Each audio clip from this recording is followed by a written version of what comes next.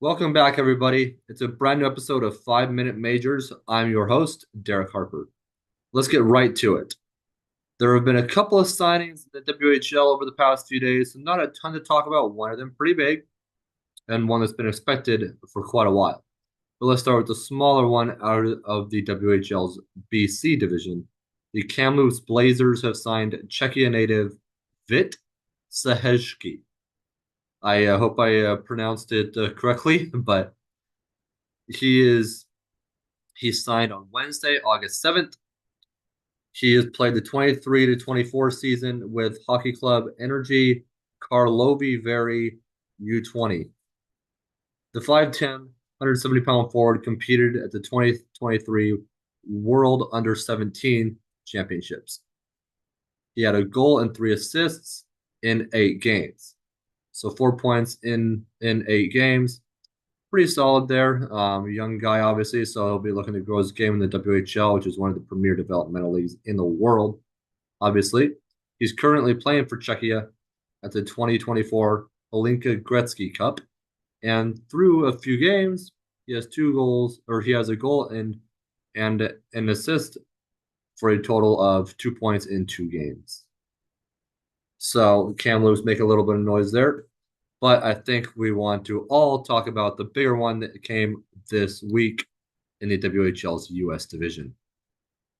U.S. division is shaping up to be really competitive. A lot of new head coaches across the division, Oregon, Washington. So it's going to be really fun times with the Winterhawks, the Wenatchee Wild, the Chiefs, and now Everett. So 4 different coaches and a brand new WHL exceptional player, Landon Dupont. He has officially signed. I think everybody was just kind of waiting for the dust to settle with the new coach, Steve Hamilton. So now that that's settled, Landon is signed and it is official. He is the most recent exceptional player since Connor Bedard, who is making a name for himself with the NHL's Chicago Blackhawks. His cousin, Gavin McKenna, plays for the WHL's Medicine Hat Tigers. A lot of talent up in Canada there. But Everett was lucky enough to get the first overall pick in the draft this year, so they were able to land this year's exceptional player. And we'll see how they do. The matchup that I'm looking at now is definitely the Winterhawks and the Silvertips. They've had some extraordinary battles. The Winterhawks obviously have a new coach, but not new to the team.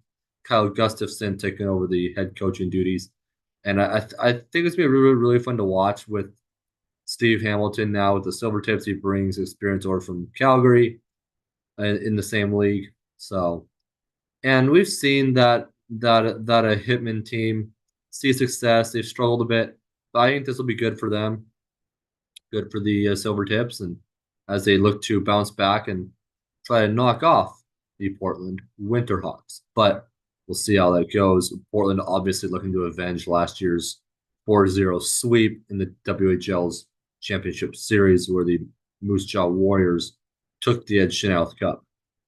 So we'll see what happens there. But very, very competitive U.S. division shaping up. The Winterhawks obviously had some trades with their overagers situation and all of those players that they had. So they'll be looking to develop some of their younger players, some of their younger leaders who are coming into their 20-year-old, their 19, 20-year-old seasons. Obviously, they have 15-year-old Dupont who will be able to play all season long. So we'll see what happens. We'll see how he shapes up to Connor Bedard, especially even Bedard's cousin, Gavin McKenna. I think McKenna is definitely one of my players to watch this season. I think those battles between him and Dupont, I know they're not going to face off too much. They've been in opposite conferences, but I think those are 2 players to watch, and especially when they go head to head. It'll be really exciting. Obviously, we've had trades obviously across the divisions, conferences. Tri City going with the younger group as one of their star players requested a trade. So we'll see what happens with that. Prince Albert loaded up with that trade, but I think it'll be interesting. Obviously, I have picked Tri City to maybe be toward the bottom of the U.S. division, but that's not a bad thing because they're working on their development and trying to get back to the ways that they were a handful of years ago, about a decade ago, when they were contending for a title.